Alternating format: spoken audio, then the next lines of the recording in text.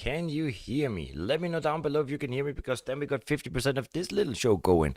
I always remember I used to say that because in the beginning I would always forget to turn on the microphone, but it seems, we're on top of the microphone.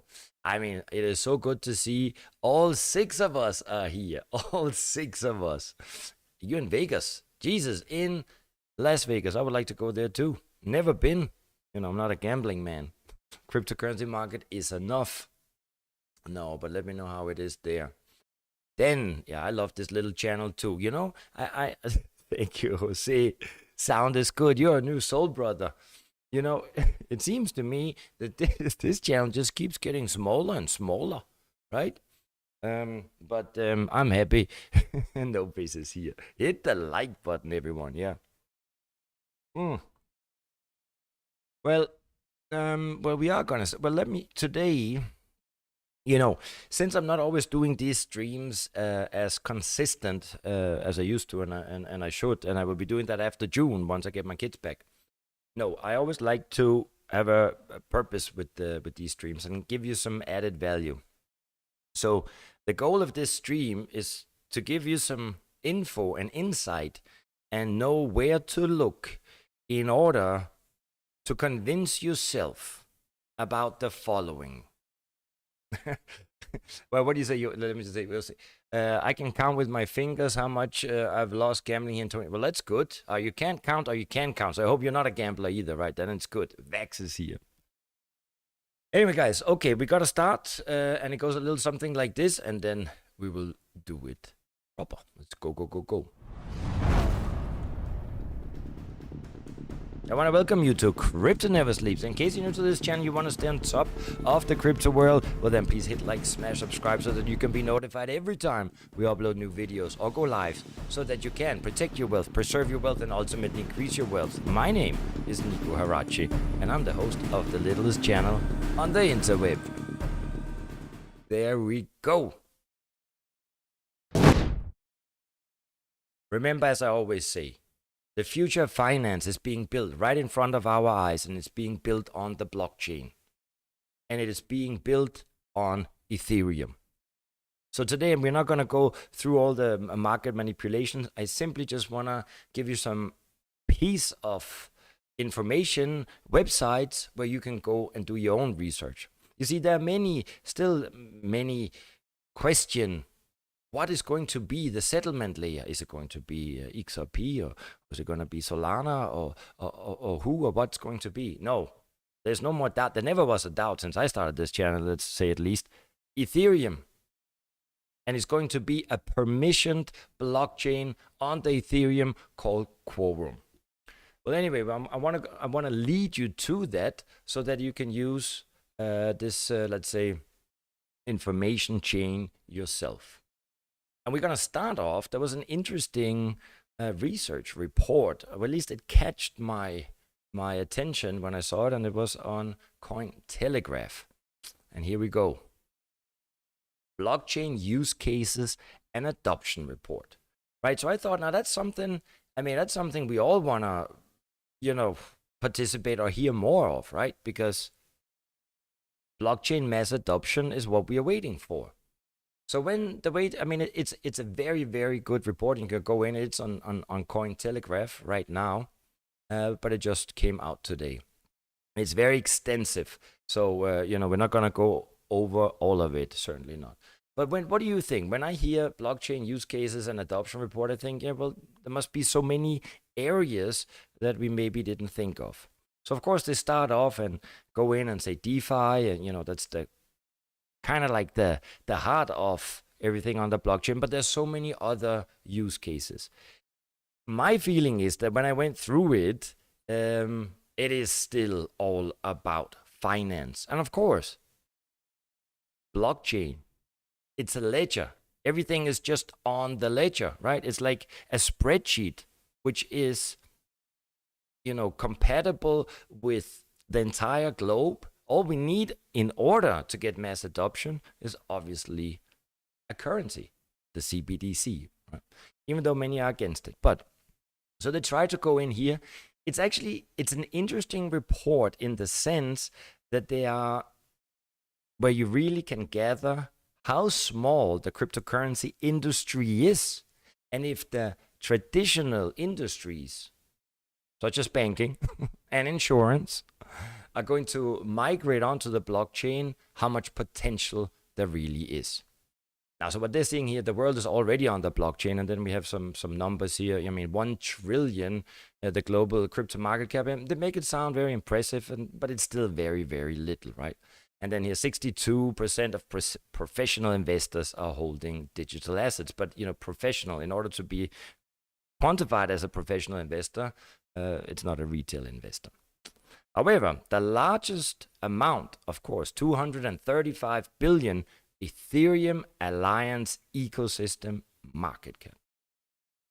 So what is good? So they're trying to portray, which is good, some of the bigger brands around the world that are already doing blockchain monkey business in some way, some form or not.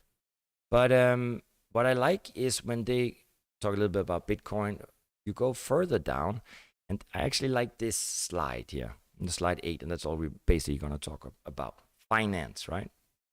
See, there are basically the biggest potential within the settlement layer, that's what I'm going to call it, is the financial service industry. And the number 1 use case for blockchain technology.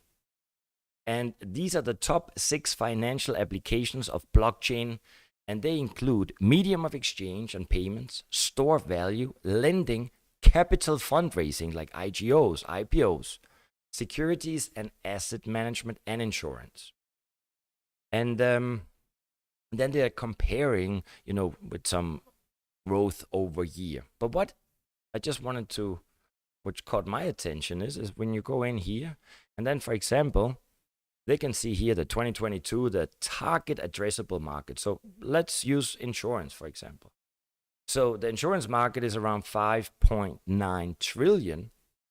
And in 2022, the blockchain penetration in percentage was 0.01. I mean, it's nothing, right? Now, if we want to go into lending, where we would think that, this is kind of what we all understand and do a lot of on the blockchain, right? So the target addressable market of lending is 7.8 trillion. And blockchain penetration is only 0.64%. But obviously, you can see huge potential here in insurance, very early.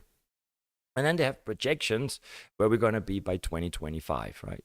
Still only with insurance, for example, still only believe that we're going to be there by 0.05%. I mean, very little. But by lending, we would have penetrated the addressable market by 6.3%. Now, who knows if this is, if we can rely on these numbers or not. But on some numbers, for sure we can rely on, and that is the blockchain penetration. So, it's still very modest, right? So it's still very early to call it, mass adoption. However, go in and go through this because it really, it's interesting, right? At least it goes in and gives a clear overview of where they think we are heading with all of this. What I, however, would like to, that's the real goal of this stream here. But before we go into that, I want to see if is anybody in the chit chat today? Is anybody here? Who is here? Who is willing to have a little chit chat and maybe even a question in the end? Oliver is here. Good to see you. I missed you too, Oliver. I mean, every day. No, thank you for passing by. And we got boys. Boys, you haven't been here for a while.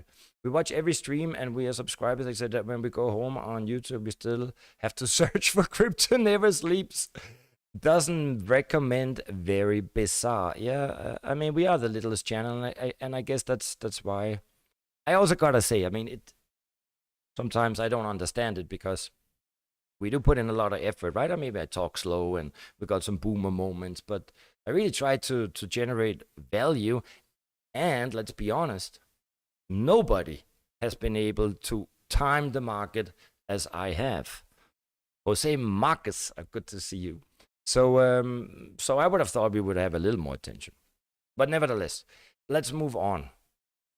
In case, I mean, if you've been following this channel for a while, then you have heard me talking many, many times about a company called Consensus. Consensus is, yeah, it's a market-leading blockchain technology company, but it is so much more than that. Remember, there were 4 founders when it came to Ethereum, right? There was obviously Vitalik, then there was Gavin Wood, and then there was Charles Hoskinson, and then there was a 4th fella called Joseph Lubin. Cool guy. And Joseph Lubin, did not venture off to create another blockchain like Cardano or like Polkadot with the parachains. No. He just wanted to set up a software shop that would build on Ethereum. And they've really been doing great stuff, which, I actually think that this could be one of the most powerful software companies in the world. Because this is almost like the software shop of the future central digital bank currency. Anyway, so and it's a very, very, very extensive website here, Consensus. So I've talked about a lot. You should go in there and you should follow it, and you should, get the emails, notifications. Anyway, you go in there, and then what does Consensus really do, right? So you go in and explore their products, and you want to go to Quorum. That's where all the fun is. Go to Quorum, and then you want to see what it is what does Quorum really offer?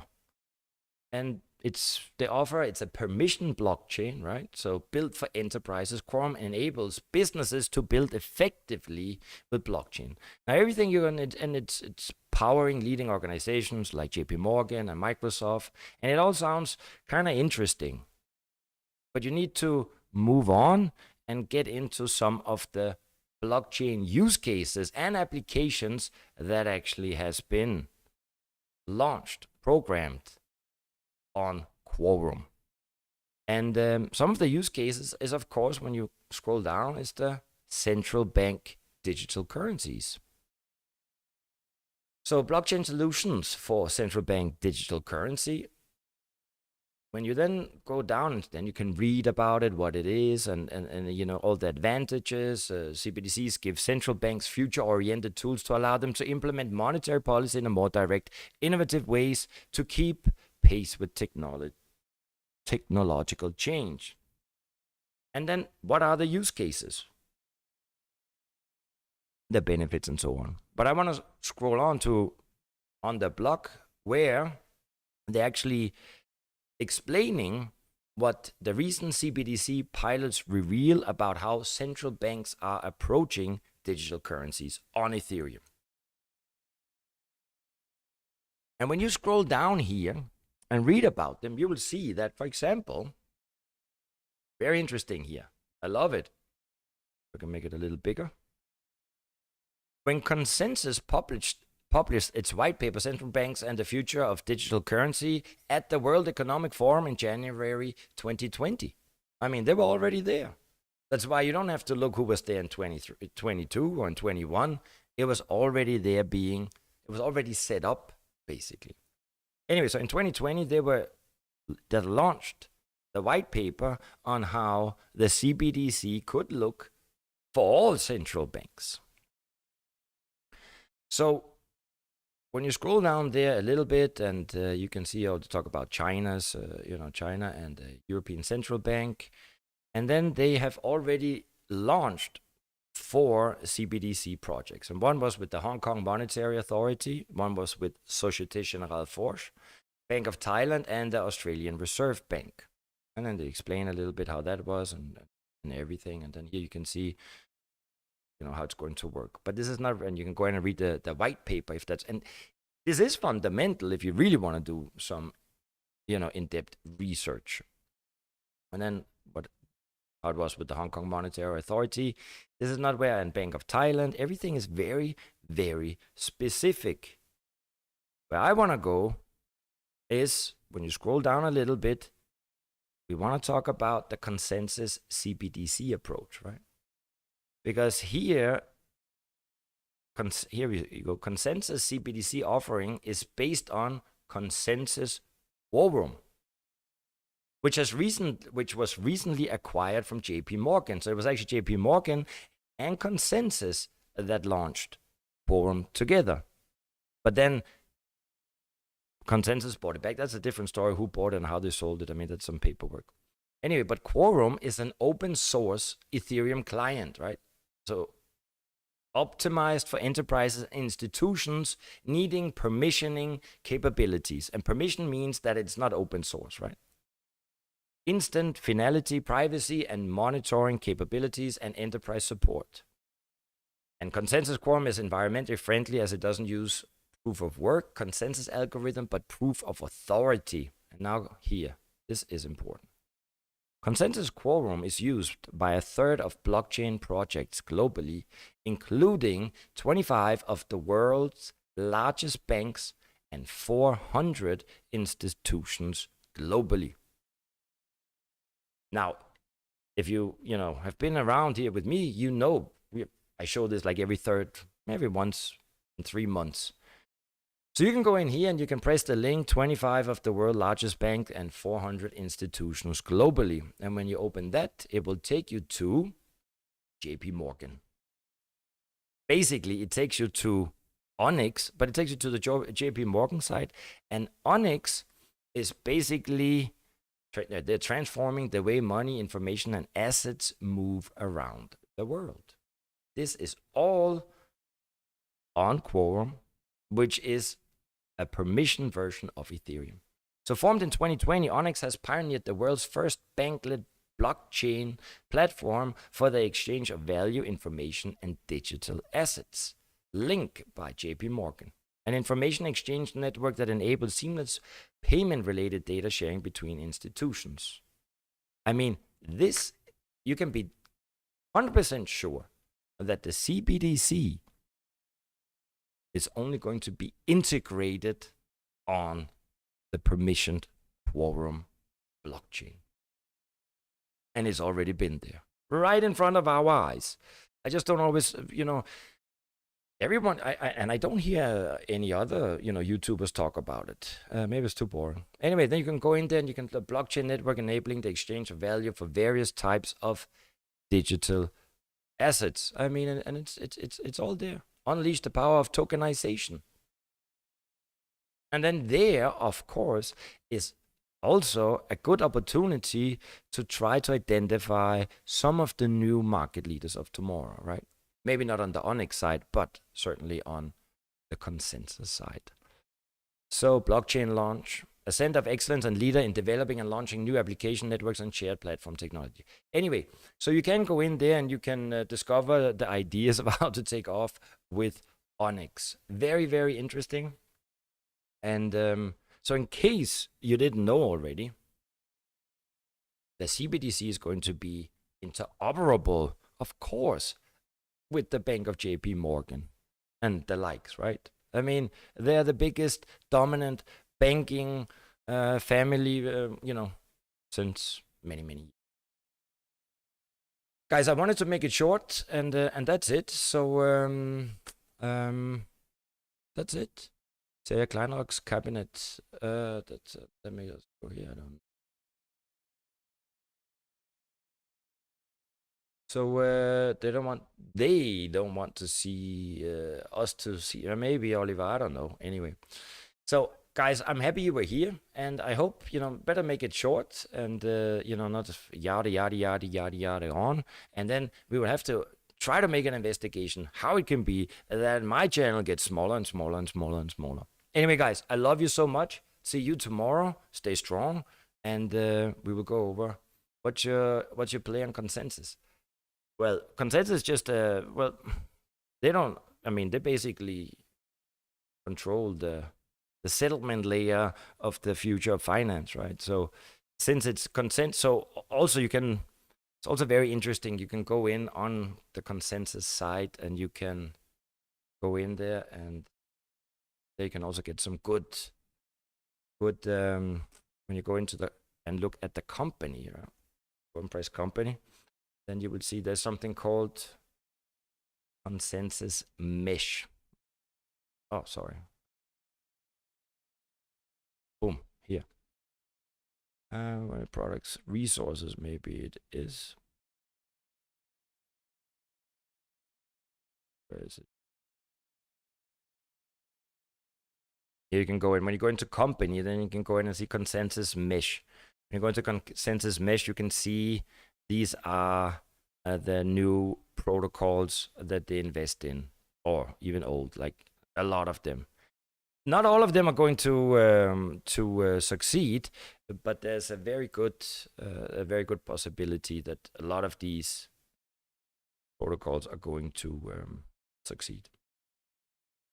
That's about going to 1 million. Do you know anything about that? Well, yeah, Bitcoin is going to 1 million. Maybe not next week, but obviously, it is actually. Oh, there's one funny thing, right? Last week we what was that? Last week we had Credit Suisse going down, right? And we had all that bad news about the banks, but Bitcoin sure took off. Yeah, so let's just look at the Bitcoin chart before we end. You know, I always like to look at the at the weekly. We are sure above the 7-day moving average, and I do have a hard time really thinking that we are gonna break down to lows. I don't think so, and especially not now. But we always have the 7-day moving average as kind of like a buffer. If we're gonna go below it, well, then we will stay more cautious. Guys, I love you, and I see you tomorrow. Don't forget, Kitty, she loves you. Bye-bye, guys.